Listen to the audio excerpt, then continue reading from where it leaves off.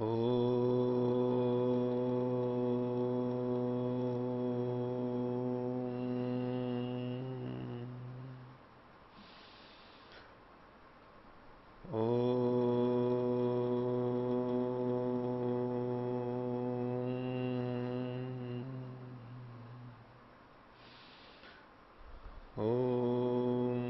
सहनावतु सहनौ भुनक्तु सह वीर्यं करवावहै तेजस्विनावतीतमस्तु मा विद्विषावहै। ओम शांति शांति शांति।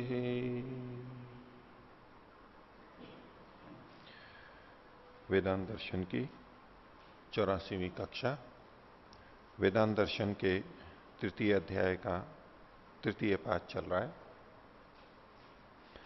पिछली कक्षा में हमने 36वें सूत्र तक देखा था।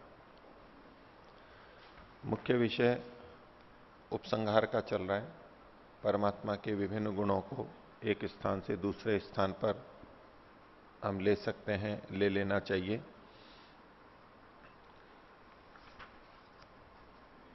पिछले पाठ में से किन्हीं को कुछ पूछना है तो पूछ सकते हैं। ओम आचार्य जी, पृष्ठ संख्या 196 में जो 32वां सूत्र है उससे संबंधित यावद अधिकारम अवस्थिति ही आधिकारिकाणम, तो इसमें कल मैंने सांकर भाष्य देख के आया था तो मुझे ऐसा प्रतीत हो रहा था कि उसमें मुक्ति से वापस आने की बात लिखी हुई है, लेकिन उसमें यह था कि जो ब्रह्मविद लोग हैं उनके भी वो भी किसी कार्यवश ईश्वर उनको भी अन्य देहांतर में जन्म दे देता है, मतलब मुक्ति में न जाकर के वो दूसरे देहांतर में जाते हैं, ऐसा वर्णन है। मुक्ति से वापस लौटने का नहीं है। ठीक है, तो यहां का भी इनकी शैली से यही पता लगता है कि मोक्ष के लिए जो अधिकारी हैं उनका भी मुक्ति प्राप्ति में प्रतिबंध यहां पर कहा गया है। और अब ये किस आधार पे उन्होंने कहा, लोक की प्रचलित कथाओं के आधार पर, इसका कोई शास्त्रीय आधार यदि है तो वो भी विचारा जा सकता है। प्रथम दृष्टया तो यह है जिसने भी जीवन मुक्त स्थिति को पाया है वो मुक्ति में जाएगा ही, जाना ही चाहिए। किसी कार्यवशात विशेष कार्य से परमात्मा उसको मुक्ति में ना भेजे और कोई कार्य सौंप करके जन्म दे दे, आप इस कार्य को पूरा कर दीजिए, विशेष कार्य के लिए उसको भेज दे और इस कारण से जीवन मुक्त होते हुए भी उसका जन्म हो जाए, इस तरह का भाव यहां प्रतीत होता है। तो वैसे तो अपने यहां इसके प्रमाण मिलते हैं कि वीतराग जन्म अदर्शनाथ, न्याय दर्शन का सूत्र है। जो वीतराग हो गया है उसका जन्म तो देखा ही नहीं जाता है, उसका जन्म होता ही नहीं है। वीतराग का मतलब हुआ जिसका राग बीत चुका है, समाप्त हो चुका है, हट चुका है। और राग हट गया है इसका मतलब है द्वेष भी हट चुका है। जिसका राग पूरा हट गया है उसका द्वेष भी हट ही जाएगा, द्वेष रह ही नहीं सकता उसके मन में, यह अविद्या युक्त है। अगर राग है तो उसके विपरीत द्वेष भी, उसकी विपरीत स्थिति में, व्यक्ति में, वस्तु में द्वेष रहेगा, उसको वो नहीं चाहेगा। तो वीतराग का मतलब वीत द्वेष भी हो गया, और जिसका राग और द्वेष हट गया, ये क्लेशों के दो मुख्य हैं, राग और द्वेष। यद्यपि अविद्या इनका मूल कारण है, लेकिन राग और द्वेष किसी के हट गए वो बिना अविद्या के हटे हटते नहीं है। तो राग और द्वेष हट गए हैं इसका मतलब है अविद्या भी उसकी हट गई है, और जिसकी अविद्या हट गई है वो मुक्ति का अधिकारी बन जाता है। तो वीतराग का तो जन्म देखा नहीं जाता, ये एक हमारे को सूत्र उपलब्ध है। और प्रथम दृष्टया तो यही ठीक होता है, लगता है कि परमात्मा को अगर कुछ कार्य करवाने हैं, किसी को प्रेरणा देता है, वो संभव है, हो सकता है, तो वो जीवन मुक्त से निचली अवस्था के जो योगी महापुरुष हैं उनसे कार्य करा सकता है। वो भी बहुत बड़े होते हैं, बहुत ऊंचे होते हैं, जिनकी समाधि लग गई है, असंप्रज्ञात समाधि लग गई है, ईश्वर का साक्षात्कार हो गया है, भले ही संस्कार अभी पूरे दग्धबीज नहीं हुए, जीवन मुक्त नहीं बने, लेकिन ईश्वर का साक्षात्कार होना, असंप्रज्ञात समाधि होना भी तो बहुत बड़ी बात है। ऐसे व्यक्तियों से वो अपने ऐसे विशेष कार्य चाहे तो करवा सकता है, प्रेरणा दे सकता है उनको उनको उनका जन्म तो होना ही है, लेकिन ऐसी परिस्थिति में जन्म दे देगा कि वहां वो उस तरह के कार्य कर पाए, तो यहां तो उनसे भी संभव है। फिर दूसरी दृष्टि से देखें कि यदि परमात्मा ऐसा करवाता है तो उसमें उस आत्मा को जो मुक्ति के योग्य हो गया है उसको क्या हानि है? तो उसको मुक्ति का काल देरी से मिलेगा, इतनी ही हानि है। मुक्ति का काल तो उसका वैसा का वैसा उतना ही रहेगा, वो देर से जाएगा तो देर से वहां से निकलेगा।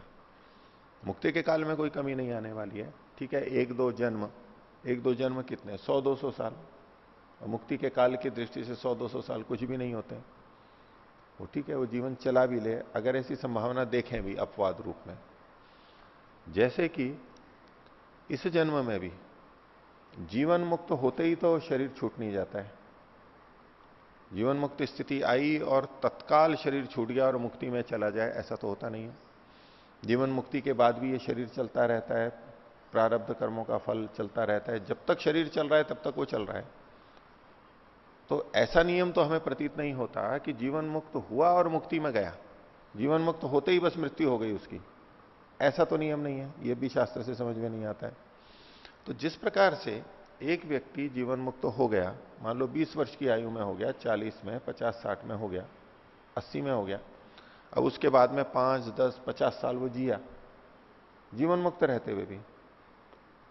एक बड़ी अवस्था में हुआ, 80 साल में उसको जीवन मुक्ति हुई और 1-2 साल में देहांत हो गया, तो जीवन मुक्ति के बाद 1-2 साल में ही मुक्ति में पहुंच गया। और एक 20-30 वर्ष की अवस्था में जीवन मुक्त हो गया और फिर 80 साल जी करके, 100 साल जी करके गया, तो 50-60 साल उसका विलंब हो गया ना।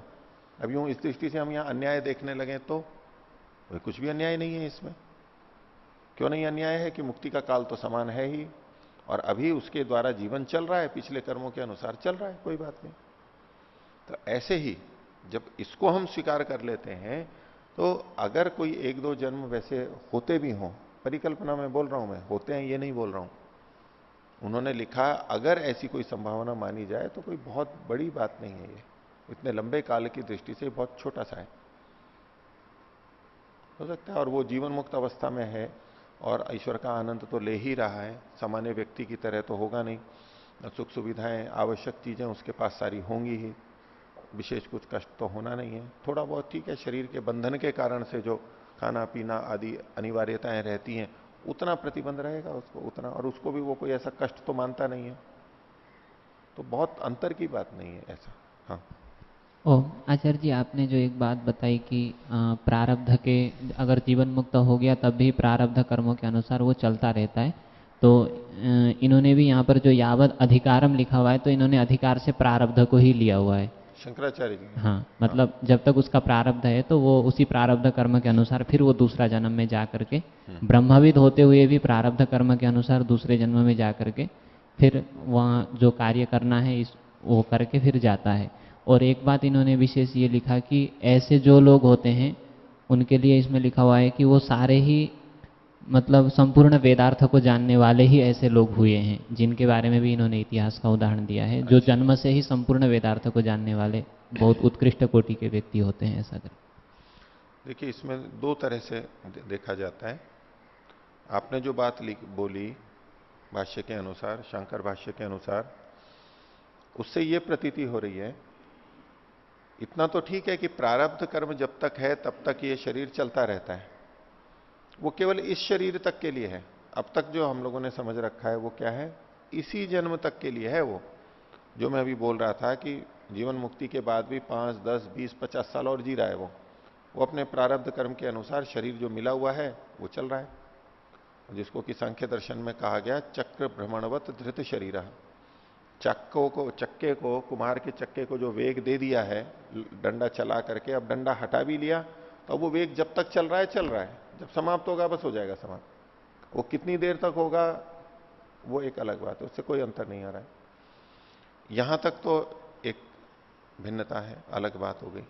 अब उस प्रारब्ध को हम इस रूप में कहें इस रूप में कहें कि वो प्रारब्ध उसको अगला जन्म भी दे देगा, ये एक नए ढंग से बात है। क्योंकि जो संचित है वो संचित तो समाप्त हो जाता है। जैसे संस्कार दग्ध बीज हो जाते हैं, ऐसे कर्माशय भी जो संचित है वो तो समाप्त हो गया, अब संचित नहीं बचा है।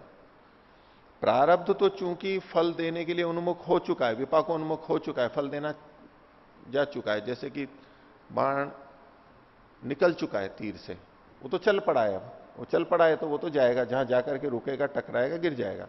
लेकिन जो अभी चला नहीं है वो रोका जा सकता है, वो रुकेगा केवल।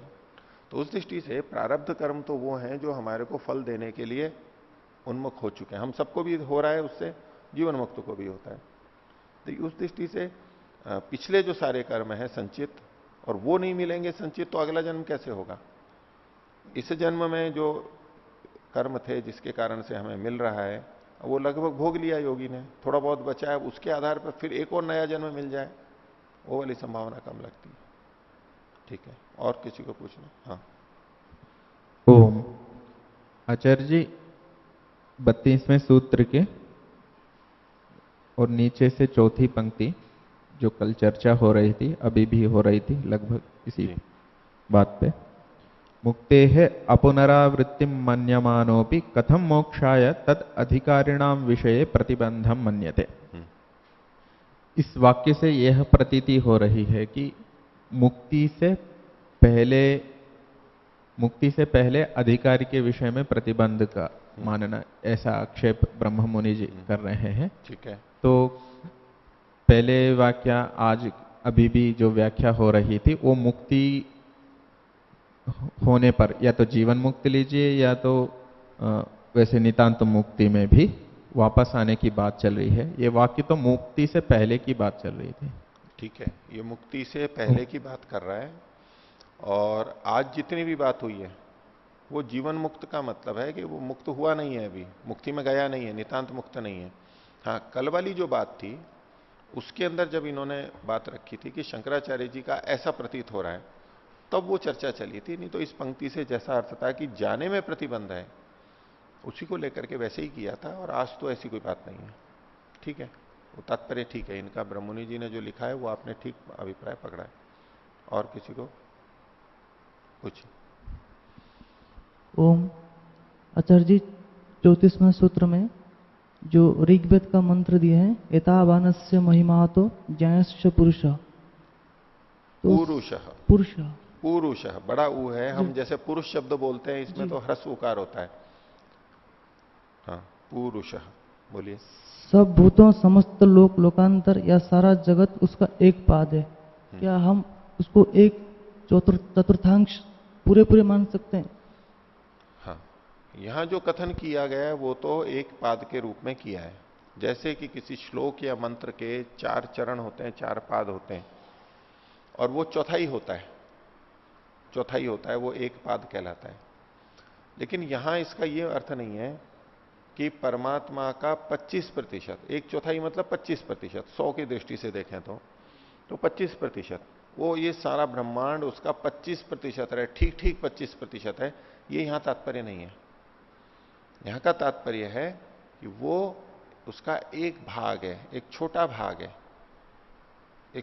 है। ये जो इतना बड़ा अनंत हमें ब्रह्मांड दिखाई दे रहा है, लोकांतर दिखाई दे रहा है, ये भी इतना बड़ा भी उसके एक छोटे से भाग में है, उसका एक छोटा सा भाग है। बस इतना ही अर्थ लेना चाहिए। वो कितना छोटा है इसको हम प्रतिशत से बांध नहीं सकते, बस छोटा है इतना ही कहना है यहां पर। ठीक है। हाँ, इसी मंत्र को लेकर इसमें जो कहा पादो अस्य विश्वभूतानि त्रिपादस्य अमृतम दिवी, तो एक पाद में संसार को कहा गया, तो ये कथन कैसे बनेगा? क्योंकि परमात्मा तो अनंत है और इसके सामने संसार तो बहुत छोटा है। जैसे किसी एक कमरे में एक गेहूं रखा हुआ है, तो उसको यूं तो नहीं कह सकते कि ये चौथाई भाग में रखा हुआ। तो पूरे कमरे में एक गेहूं है तो वो चौथाई भाग तो नहीं कहा जा सकता। ठीक है, वो कितना कहा जा सकता है? एक अंश में, एक अंश। वो जितना एक गेहूं है, मान लो उसका 1 करोड़वां भाग है, 1 अरबवां भाग है, जैसे भी इतना कुछ ना कुछ तो कहा जा सकता है। अगर उसकी दृष्टि से यहां कथन होता, आपका यह कहना है कि जो 25% का कथन है, एक पाद का कथन है, वो ठीक नहीं है, संगत नहीं है, वो बहुत छोटा है। तो आपसे पूछूं कि वो परमात्मा का कौन सा वहां भाग है? 25% आपको स्वीकार्य नहीं हो रहा है, तो कितना? 5%, 1%, 0.0000 ऐसे कुछ 1%, कितना हो रहा है वो बता दो। इस विषय में तो ऐसे कहेंगे कि वो जितना भी एक अंश में है, उसके एक अंश में है, इतना ही मतलब है। वो इसलिए क्यों आप कह रहे हो? क्योंकि परमात्मा अनंत है।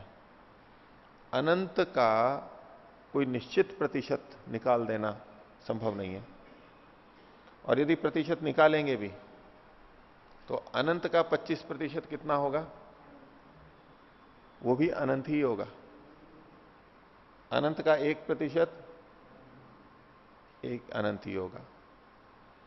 अनंत में से एक को निकाल दो तो अनंत बचेगा। अनंत में से कितना भी निकाल लो, और जितना निकाला है वो कितना है, उसको भी अब सब दृष्टि से देखो तो वो सब जगह अनंत ही अनंत लगेगा। तो कथन बन ही नहीं सकता है। पर समझाना तो है परमात्मा कैसा है, कितना है, और ये जो हमें दिखाई दे रहा है, हम तो इसी के आधार पर चलेंगे। हमारे को ये लोकांतर ही दिखाई देते हैं। परमात्मा की परिकल्पना हम इसके आधार पर ही तो करेंगे। इसकी व्यापकता को देखते हुए उसकी व्यापकता का अनुमान करेंगे, मन में कुछ समझ बनाएंगे। तो इसका आधार तो लेना होता है। तो कैसे करें? तो यदि कोई 100% के एक अंश को कहना चाहे तो 1% कह सकता है। भार के करना चाहे भाई 1 ग्राम, ऐसा कुछ इकाई बना सकता है, 1 मिलीलीटर बना सकता है। और एक श्लोक हो, मंत्र हो, उसके 4 चरण होते हैं, उसकी इकाई को कहना चाहे एक भाग को, तो चतुर्थांश पाद कहेगा। वो पाद चतुर्थांश होता है। तो यहां इन्होंने चतुर्थांश का नहीं, एक भाग कहा, केवल 3 भाग वो है, 3 गुना वो है, यहां पर है। तो यदि इस वाक्य को हम बिल्कुल 25% में लें तो घटता ही नहीं है। अनंत का 25% कितना होगा वो भी नहीं कह सकते, वो भी असीमित होगा।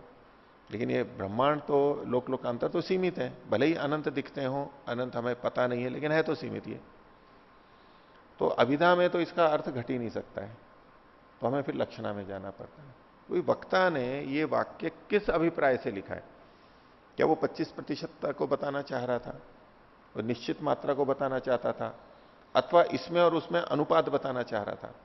रेशो क्या है इसका कि 1:3 पादों से विश्वभूतानी त्रिपादस्यामृतम देवी, यानी 1 पाद इधर और 3 पाद उधर। इसका मतलब है 1 और 3 का अनुपात हुआ, अनुपात से रेशो।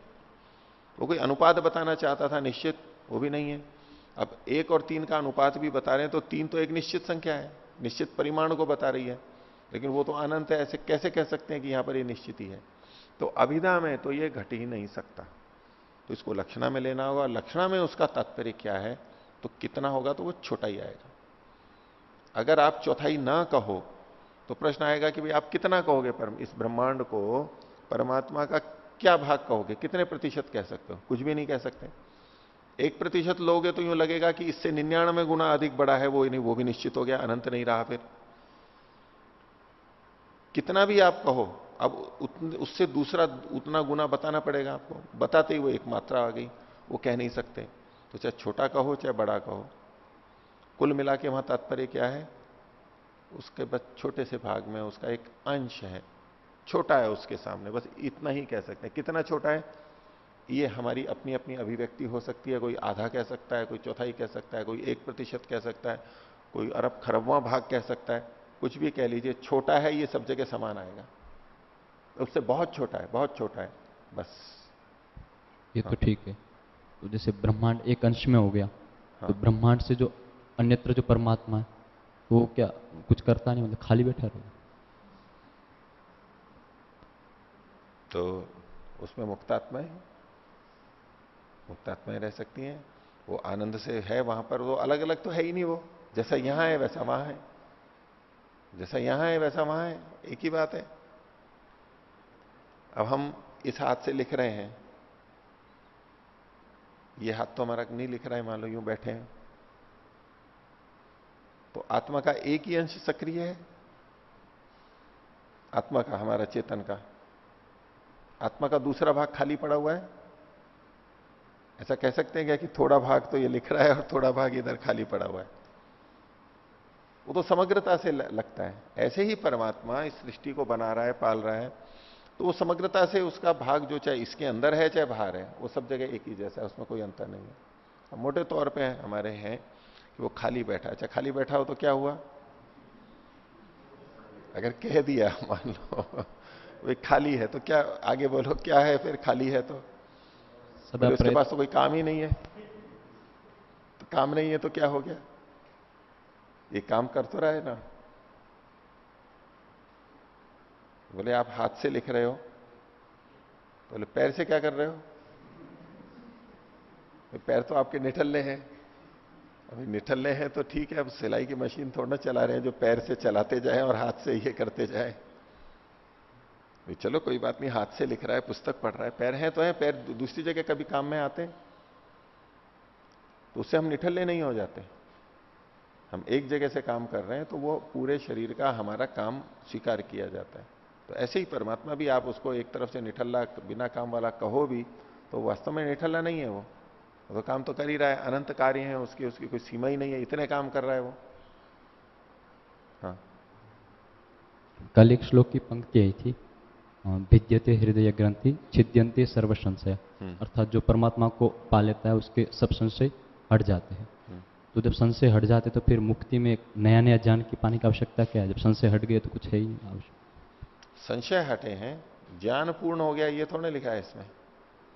ज्ञान तो तभी पाएगा ना, संशय होगा आगे क्या है। नहीं, बहुत सारे जैसे छोटे बच्चे होते हैं उनको जानकारी तो होती नहीं कुछ और संशय भी नहीं होता है।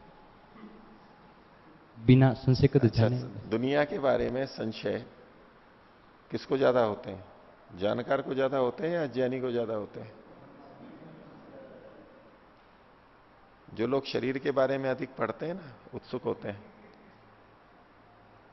इसको पढ़ा उसको पढ़ा, इस रोग का लक्षण पढ़ा उस रोग का लक्षण पढ़ा, ऐसे खूब पढ़ते रहते हैं। उनको कोई थोड़ी समस्या होती है तो देखें कि भाई कौन सा है, अपने पे ज्यादा विश्वास होता है दूसरों की बजाय।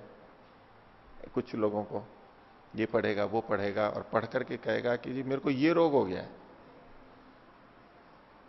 अब चिकित्सक के पास भी जाएगा तो बोलेगा मेरे को ये रोग हो गया है।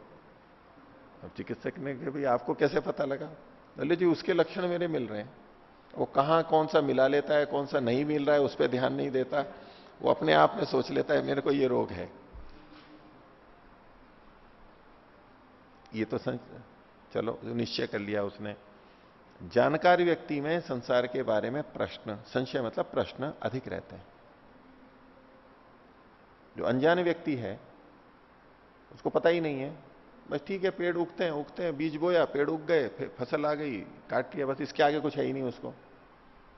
और जो कृषि वैज्ञानिक है वो देखेगा कि भाई इसमें पत्ते हरे कम क्यों हैं, कीड़े कैसे लग गए हैं, दाना ऐसा क्यों आया है, ये पेड़ ऐसा कैसे हो गया, इसमें ये चिन्ह कैसे आ गए हैं, बहुत प्रश्न रहते हैं। तो ये कोई बात नहीं है, जानकार व्यक्ति में प्रश्न रह भी सकते हैं। और जानकार व्यक्ति ये जानता है कि मेरे को इतना नहीं पता है। जानकार व्यक्ति क्या जान जाता है? समझदार किसे कहते हैं? उसको ये पता लग जाता है कि मेरे को बहुत कुछ पता नहीं है। जो थोड़ा जानता है उसमें उसे लगता है अच्छा मैंने ये जान लिया, अच्छा मैंने ये जान लिया। नए नए जो विज्ञान पढ़ते हैं तो अच्छा मैंने ये जान लिया, मैंने परमाणु के बारे में जान लिया, मैंने इसके बारे में जान लिया, मैंने शरीर के बारे में जान लिया। तो उसको लगता है कि जैसे मैं जानने लग गया हूं बहुत। वो अपने आप को वैज्ञानिक समझने लगता है, सब कुछ जान लिया, मैं तो साइंस पढ़ता हूं, मैं तो वैज्ञानिक, मतलब सब कुछ जानता है सृष्टि को। अब जैसे जैसे वो और आगे बढ़ता है दिमाग भी खुलता है, प्रश्न भी उठते हैं। बीएससी पढ़ेगा, एमएससी करेगा, पीएचडी करने लगेगा तो उसके सामने सैकड़ों प्रश्न आ जाते हैं कि ये कैसे हो रहा है, ये कैसे हो रहा है, उत्तर कोई है नहीं, पता नहीं लग रहा है। तो बुद्धिमान की एक निशानी कही जाती है। बुद्धिमान कौन? जो ये जानता है कि मैं कुछ नहीं जानता हूं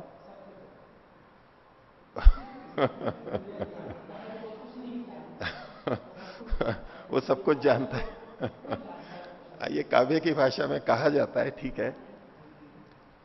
वो व्यक्ति बुद्धिमान है जिसको अपनी मूर्खता का पता है, जिसको अपनी अज्ञानता का पता है। मूर्खता, अज्ञानता, अल्पज्ञता सब में है। जिसको ये नहीं पता कि मैं कम जानता हूं, मैं तो बहुत कम जानता हूं और अपने आप को बहुत जानकार मान के बैठा है, वो समझदार नहीं है। क्योंकि वो तो इसने समझ लिया है कि मैंने जान लिया है, सब कुछ है, वो आगे प्रयत्न नहीं करेगा, वहीं ठप्प रहेगा वो। और जिसको ये पता है कि मेरे को ये समस्या है, मैं रोगी हूं या मेरे को ये कमी है ज्ञान की, वो प्रयत्न करेगा। दोष तो हटाएगा, बिना हटाए रह नहीं सकता व्यक्ति, प्रयास करेगा, तो वो फिर भी आगे बढ़ जा सकता है, ये तो यहीं रह जाएगा।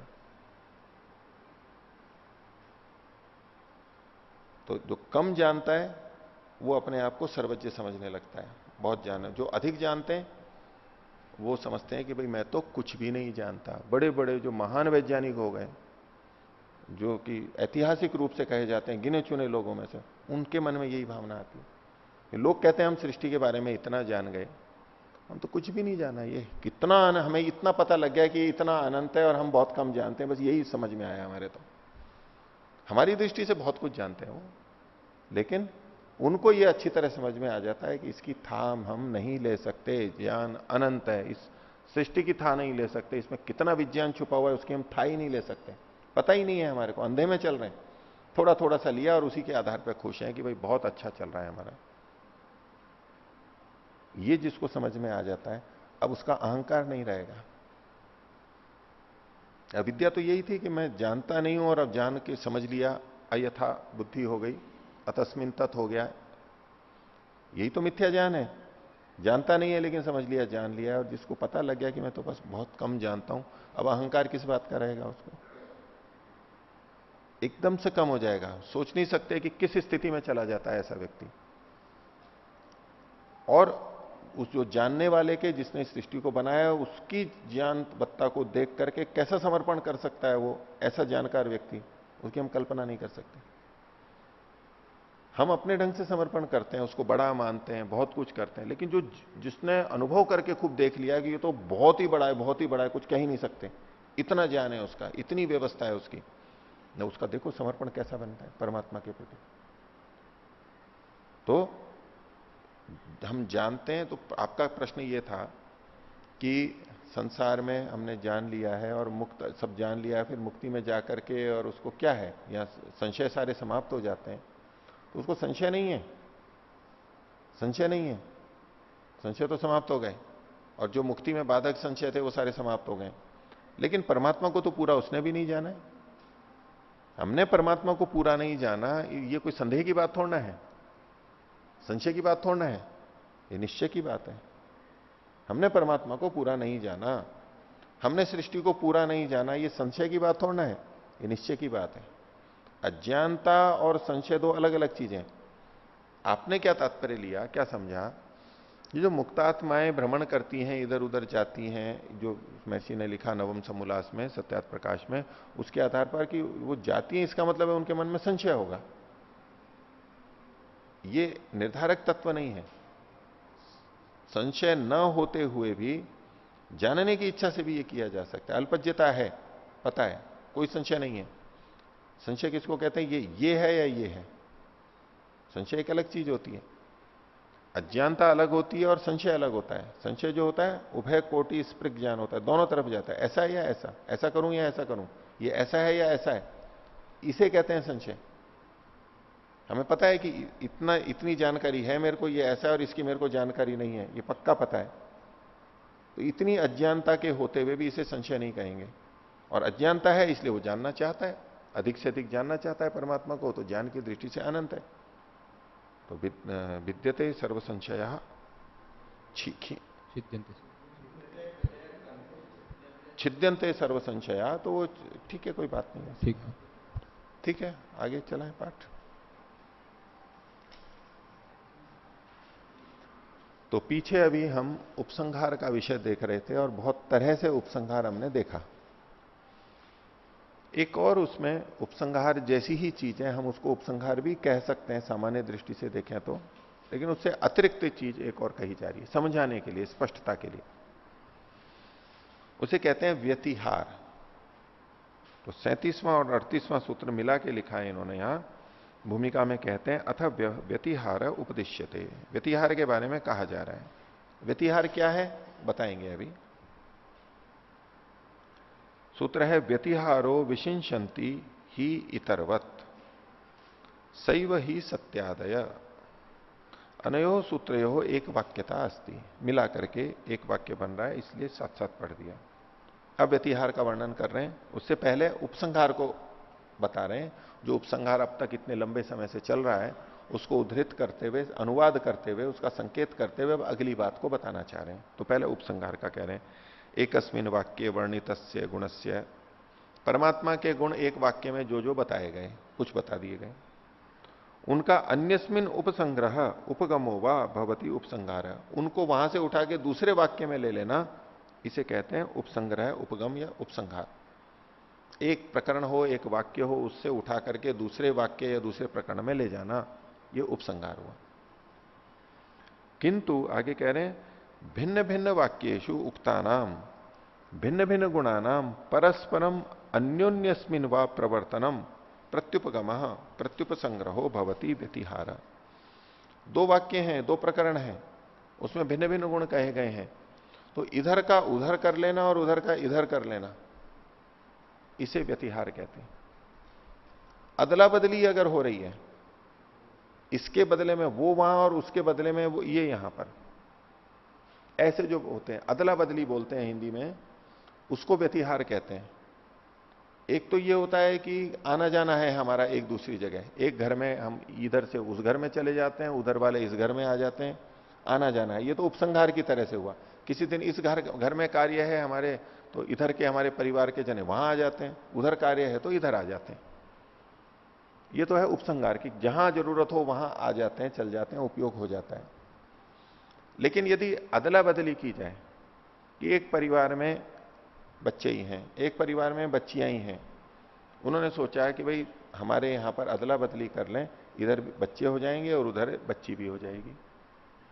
तो अब यदि ये आना जाना है आपस में जो बदल लेते हैं, इसको उपसंहार नहीं कहते।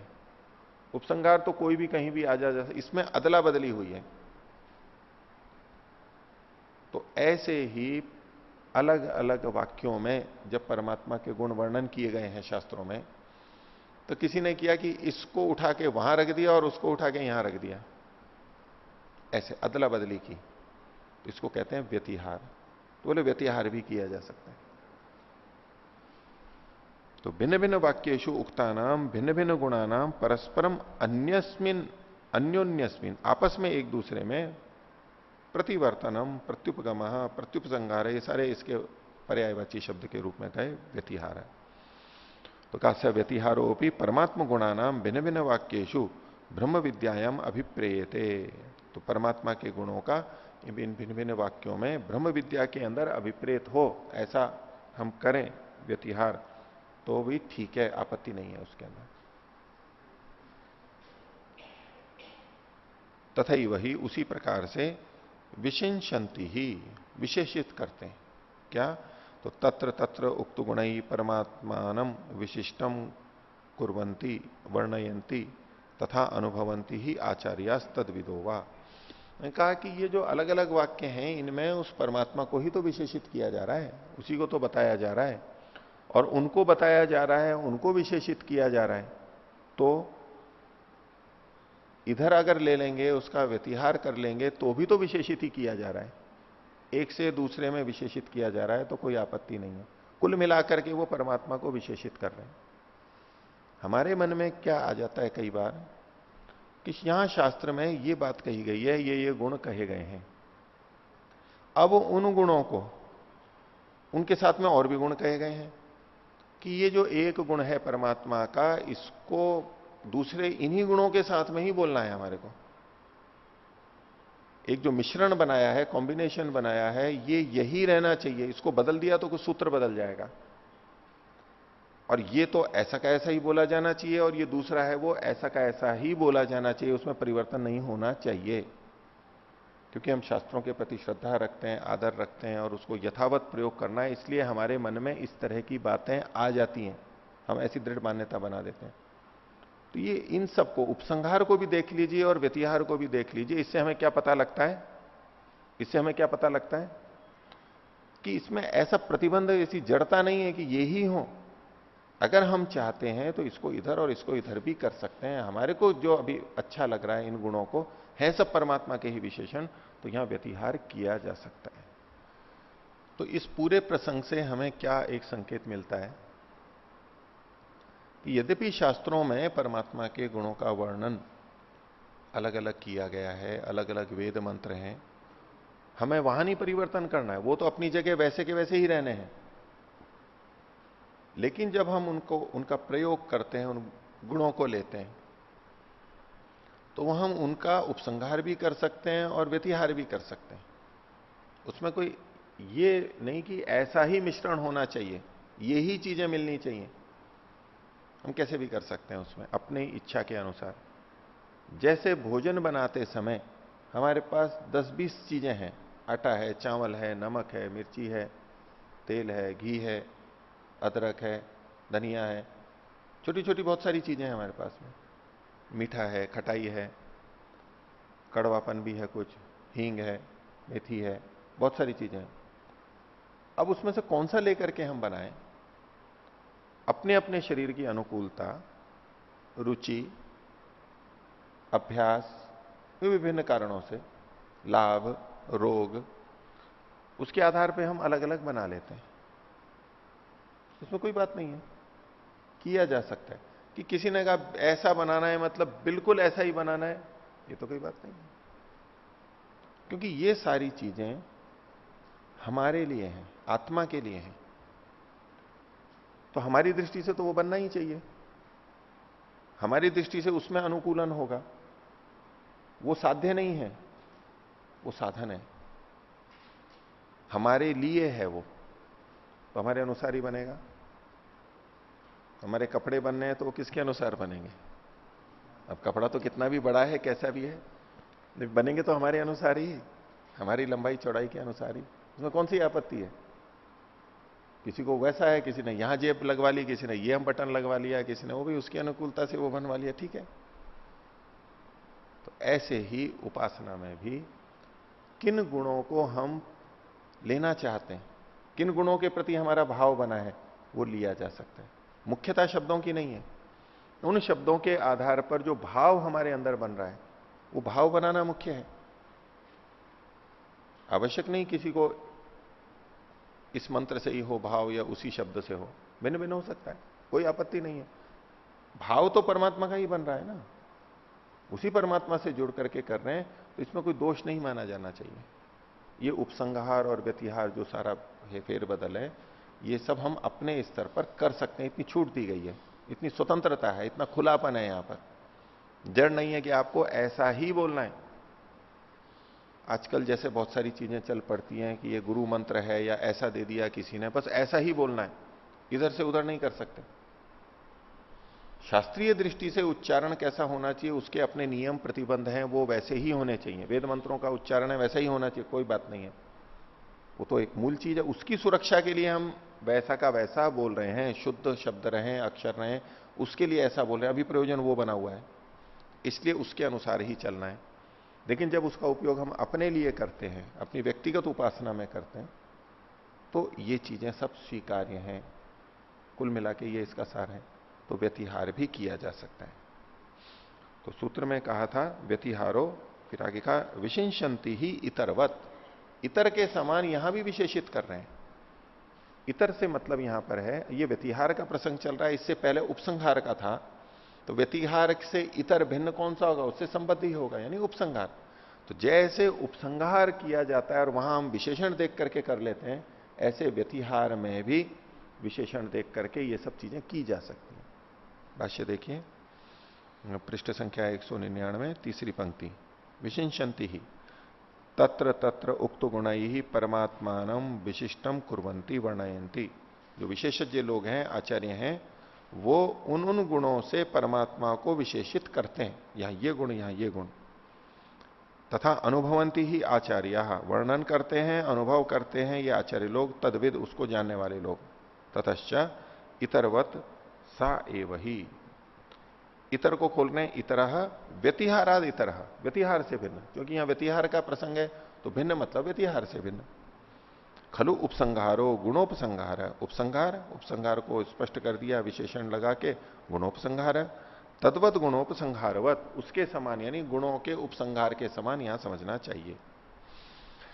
यथा ही प्रदर्शित गुणोपसंहारेण विद्या भेदो न जायते, वहां जो गुण प्रदर्शित किए गए हैं उनका उपसंहार कर दिया जाता है तो इससे विद्या का भेद नहीं होता है। विद्या तो वही है, विद्या का तो एकत्व है, ये उपासना विद्या है, ब्रह्म विद्या है, उसका तो एकत्व है ही। तो उपासना में विद्या का एकत्व है, इसलिए उपसंहार इधर उधर किया जा सकता है। तो उसी तरह से कहा विद्या भेदो न जायते, किंतु एका एव विद्या अवतिष्ठते, भेद करने पर भी अलग नहीं हो जाते, उपसंहार करने पर भी अलग नहीं होते, वही रहते हैं। तथैव व्यतिहारेण अन्योन्य गुण प्रतिवर्तनेनापि सा ही विद्या अवतिष्ठते न भिद्यते। तो उसी प्रकार व्यतिहार से अन्य अन्य गुण का प्रतिवर्तन करने पर भी वो ही विद्या रहती है, न भिद्यते, उसमें भेद नहीं आता है। तो कुछ अलग ही बना दिया ऐसा नहीं समझना चाहिए, किया जा सकता है। आगे व्यतिहार गुणाश्चते, ये व्यतिहार करने वाले गुण कौन से हैं? तो उदाहरण के रूप में इन्होंने कुछ बातें कही जो कि सूत्र का में कहा गया सत्य आदय, सत्य आदि गुण परमात्मा के ही गुण है, परमात्मा को विशेषित किया गया, इनका व्यतिहार किया जा सकता है। वो तो व्यतिहार गुणाश्चते सत्यादय है। तत्र तत्र अध्यात्म ग्रंथे ब्रह्म प्रकरणे, अध्यात्म ग्रंथ में ब्रह्म के प्रकरण में यथा विहितास्ते अत्र उदाहरियंते ही सत्यादय, तो जैसे वहां पर वो उद्धृत किए गए हैं, उल्लेखित किए गए हैं सत्य आदि, उसको इन्होंने कुछ वचन दिए हैं। तो पहला वचन बृहदारण्यक उपनिषद का दिया, स यो हैतम महत यक्षम प्रथमजम वेद सत्यम ब्रह्मेति जयति इमान लोकान, का वह है जो इस महत यक्ष को, इस बड़े यक्ष को, यक्ष मतलब पूजनीय आदर के योग्य, ऐसे उस परमात्मा को, और प्रथमजम जो कि सबसे पहले विद्यमान था। प्रथम जम का ये उस तरह से अर्थ नहीं लेंगे हम जम देख करके कि वो सबसे पहले उत्पन्न हुआ, वो संगति नहीं लगता है वहां पर, अनित्य हो जाएगा, नित्य है। तो प्रथम जम मतलब पहले से विद्यमान, सबसे पहले जो विद्यमान था सक्रिय, बाकी तो सुप्तवत था, निष्क्रिय था, जो तब भी सक्रिय था, वो प्रथम जम उस परमात्मा को वेद जानता है। ऐसे परमात्मा को जो जानता है, क्या जानता है? सत्यम ब्रह्म इति, वो ब्रह्म सत्य है, सत्य ही है, झूठा नहीं है, सत्यम ब्रह्म इति। तो जो ये जान लेता है, जयति ईमान लोकान, इन सब लोगों को जीत लेता है। ये बहुत सारे लोग जीवन में रहते हैं कि ये जीत लूं, वो जीत लूं, ये जीत लूं, उन सब लोगों को, जो जो ऊंचाइयां वो चाहता है, उन सब लोगों को जीत लेता है। इसको जान लिया तो उन सब लोगों को जीत लेता है, वास्तव में जीत लेता है, दिखावे के लिए नहीं। एक होता है हम बहुत सी सारी जीत तो जीत लेते हैं वस्तुएं, लेकिन वास्तव में जीत नहीं पाते उसको, हम उसी के परतंत्र रहते हैं। जिसने परमात्मा को जान लिया है वो वास्तव में इनको जीत लेता है, ऐसी स्थिति बनती है। यहां जो सत्यम ब्रह्म इति, एक तो इतने भाग को कि क्या जान लेता है, इन इन गुणों वाले परमात्मा को सत्यम ब्रह्म, ये सत्य है ऐसा जान लेता है। अब इसके अंदर सत्यम ब्रह्म को हम देखेंगे तो इसमें दो तरह से अर्थ लग सकता है। ब्रह्म सत्य है, क्या कहा जा रहा है? ये जो ब्रह्म है ये कैसा है? सत्य है। एक तो ये वाक्य अर्थ हुआ। एक दूसरे ढंग से कहें कि ये जो सत्य है ये ब्रह्म है, ये जितना सत्य है वो ब्रह्म ही है। जहां जहां सत्य है वहां वहां ब्रह्म है, जो जो सत्य है वो ब्रह्म ही है, सत्य ही ब्रह्म है। ठीक है, ब्रह्म सत्य है और सत्य ब्रह्म है, कथन में अंतर होता है। एक मैंने आपको पहले भी सुनाया होगा शायद, एक बार मैं छिंदवाड़ा या कहां छिंदवाड़ा जा रहा था, एक टैक्सी थी, वो चालक था, उसने वहां पर एक वाक्य लिख रखा था आगे, उन्होंने कहा प्रेम ही जीवन है। उनका जीवन ही प्रेम है या प्रेम ही जीवन है? जीवन प्रेम है या प्रेम जीवन है? तो वो बुद्धिमान था वो, वैसे चालक वो चालक युवक ही था, अच्छी चला रहा था, और लेकिन वो बुद्धिमान था, समझदार था, अन्य सारे चालकों की तरह से नहीं था। वो परिस्थितिवशात वही काम कर रहा था, वो और भी गतिविधियों बड़ी समझदारी से कर रहा था। तो जीवन प्रेम है या प्रेम ही जीवन है? प्रेम जीवन है। तो उसने कहा कि नहीं, प्रेम जीवन है, यहां ये मतलब है वक्ता का। एक कहे कि जीवन प्रेम है, ये जो सारा जीवन है ये प्रेम ही है, ये अलग अर्थ हो जाएगा। यानी जीवन जीवन तब है। तो वाक्य के अर्थ का जब यह भेद करते हैं कि सत्य ही ब्रह्म है या ब्रह्म ही सत्य, कौन सा वाक्य लेंगे? तो जिस तरह की बात यहां पर कही गई है कि जो ये जान लेता है वो इन सब लोगों को जीत लेता है, तो ब्रह्म सत्य है, ये बात वहां पर मुख्य कही गई है। हालांकि दूसरे ढंग से करें तो भी घट तो जाएगा यहां पर। इसको एक अलग ढंग से कहते हैं कि ये जो पहले वाले विशेषण बताए, योह एतम महत, जो महत है, जो यक्ष है, जो प्रथम ज है, और जो सत्य ब्रह्म है, सत्य है जो बड़ा है, ब्रह्म है जो ऐसा ब्रह्म है, उसको जो जानता है, इन सबको एक साथ ले लिया, गुणों को, विशेषणों को, कि इनको जो जानता है वो सब लोगों को जीत लेता है। एक दूसरे ढंग से क्या है कि जो महत, यक्ष और प्रथम जम है, उसको जो सत्य जान लेता है, उस ब्रह्म को जो सत्य जान लेता है, वो इन सब लोगों को जीत लेता है। तो सत्यम ब्रह्म को अलग से बीच में विपरीत अल्प विराम में लेकर के अर्थ अधिक संगत लगता है। आगे, ब्रह्म नामना उपक्रम्य अनंतरम पुरुष शब्देन विशेष्यते, ये ब्रह्म के नाम से यहां पर वर्णन करके, ये बृहदारण्यक का वचन है 5:4:1 का। अब इसके बाद में उसी को पुरुष शब्द से कहा जा रहा है। वो 5:5:2 का अगला वचन जो दिया इन्होंने, तद यत तत्सत्यम असौ स आदित्यो य एष एतस्मिन् मंडले पुरुषः। तो तत यत तत्सत्यम, वो जो ये सत्य है, एक तो सत्य शब्द आया, असौ स आदित्य, वो ये आदित्य है, ये दूसरा आदित्य शब्द आया, य एष एतस्मिन् मंडले, जो इस मंडल में पुरुष है, ये जो आदित्य का मंडल है इसमें जो पुरुष है, ये तीसरा पुरुष शब्द आया। सत्य, आदित्य और पुरुष, 3 शब्द यहां पर आए। आगे कहा तथा च अग्रे, और आगे कहा बृहदारण्यक में, ये था 5:5:2 और इसके आगे 5:6:1 का वचन दे रहे हैं। मनोमयो अयम पुरुषो, ये पुरुष कैसा है? मनोमय है। तो परमात्मा के लिए कहा जा रहा है मनोमय है। अब शाब्दिक दृष्टि से तो मन वाला है, और वैसे तो मन है नहीं परमात्मा के, अंतःकरण प्रकृति से बना हुआ जैसा कि हमारा होता है। तो यहां मनोमय का मतलब चिंतनमय, विचारमय, यूं ही नहीं कर देता है वो कुछ भी चीज, बहुत सोच विचार करके। वो तो सारा एकदम ही विचारा विचारा ये है, विचारा हुआ ही है उसका, उसको कोई समय नहीं लगता, लेकिन विवेक पूर्वक, ज्ञान पूर्वक ही सारे कार्य करता है वो। इसको कहते हैं मनोमय है परमात्मा, चिंतन वाला है, पुरुष है। भाह सत्यम, प्रकाशित है, प्रकाशमान है, प्रकट होता है, सत्य है। तस्मिन अंतर हृदय, वो इस अंतर हृदय में, उस हृदय के अंदर, यथा व्रीहिर्वा यवो वा स एष सर्वस्य अधिपति। तो जैसे किसी अंतर हृदय में वो कैसे रहता है? जैसे कि जो या तो चावल कहीं एक जगह रहता है, जो और चावल को किस रूप में लिया? छोटा सा कमरा है, बोरी है, पात्र है, उसमें वो जैसे एक जगह छोटा सा रहता है उसके अंदर, ऐसे ही अंदर विद्यमान सूक्ष्मता को बताने के लिए उसके अंदर जैसे बस वो छोटा सा अंतर हृदय है, वहां पर वो रहता है। स एष सर्वस्य अधिपति, वो ये परमात्मा, ऐसा परमात्मा सबका अधिपति, स्वामी है। सर्वम इदम प्रशास्ति, सारे का प्रशासन करता है, शासन करता है। यदिदम किंच, जो कुछ भी यहां पर है, तो ये अधिपति और प्रशास्ति, ये यहां पर गुण कहे गए हैं परमात्मा के। तो अब इन वचनों को देख करके ब्रह्ममुनि जी कहते हैं, अत्र उभयत्र यह पुरुषो वर्णितः, दोनों ही जगह जिस पुरुष का वर्णन किया गया, तत्र उभयत्र पुरुष वर्णने सत्यम तो समानम, इन दोनों जगह सत्य तो समान ही आया है। कैसे? देखिए, एक तो हमने देखा था पीछे के जो 2 हैं, बृहदारण्य का 5:4:1 का, वेद सत्यम ब्रह्म इति, और 5:5:2 के अंदर सत्यम असौ, ये सत्य, इन दोनों जगह सत्य शब्द आया है।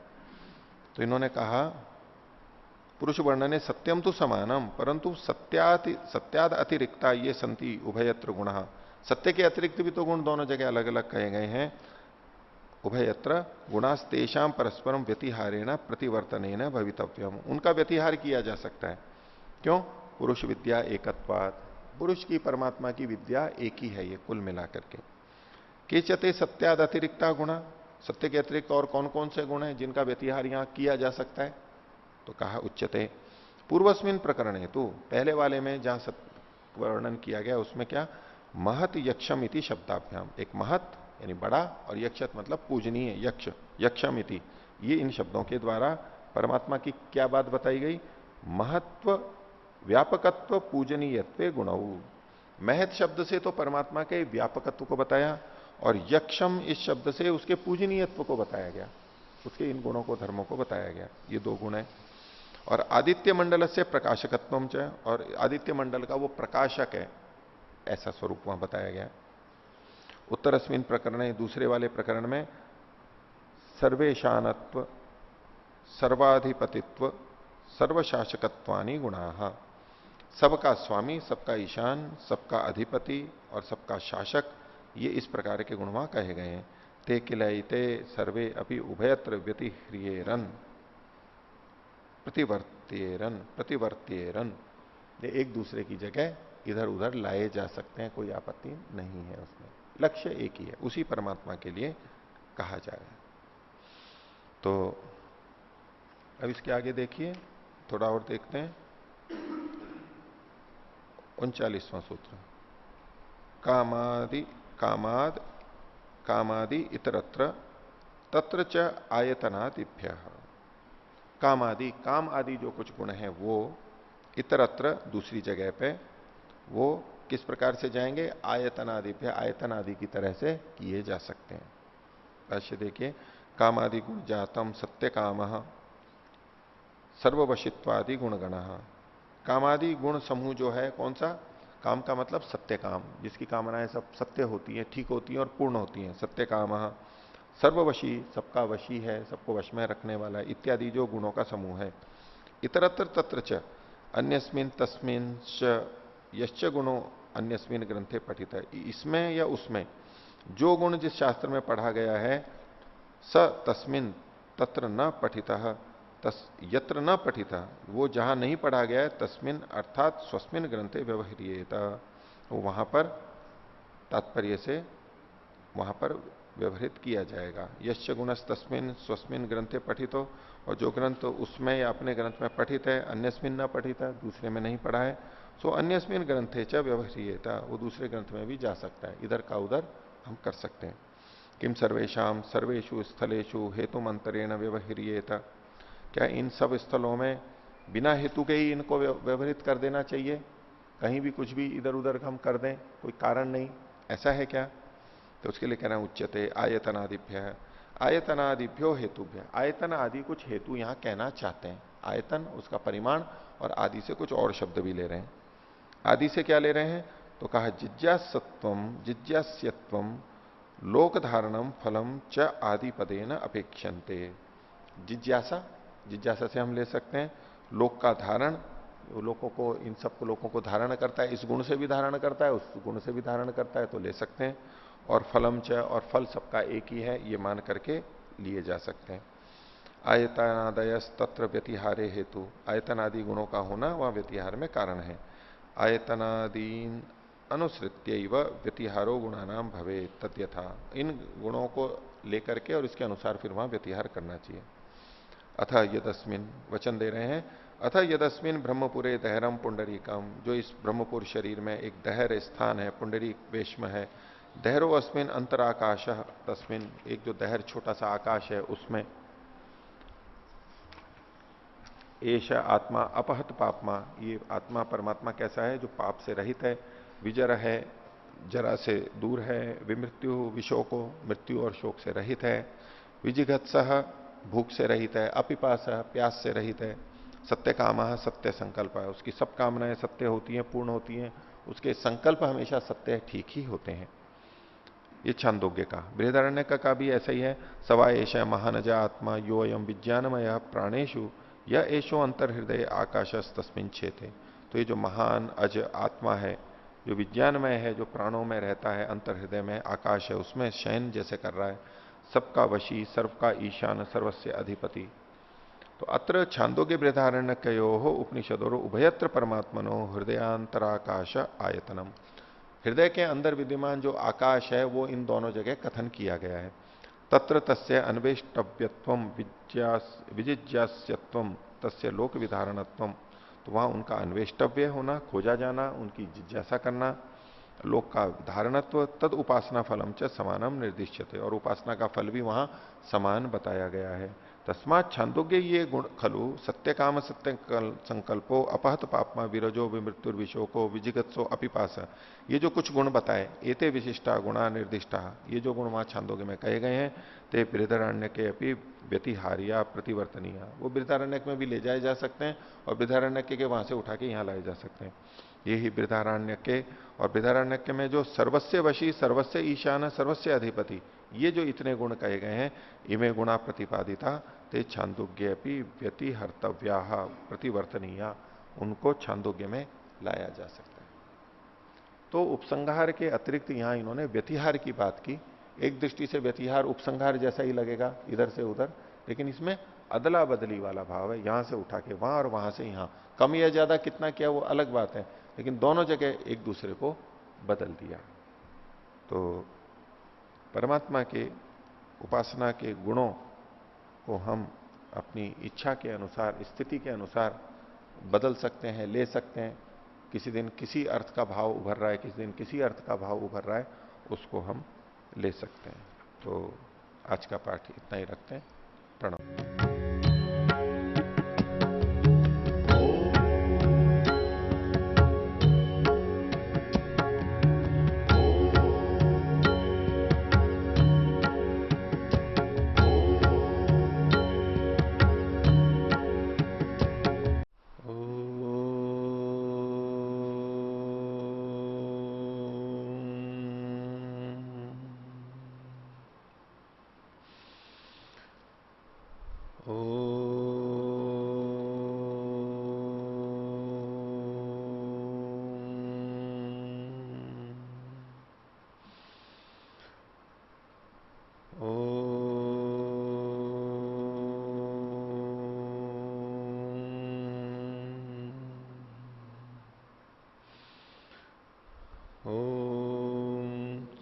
सहनावतु सहनौ भुनक्तु सह वीर्यं करवावहै तेजस्विनावधीतमस्तु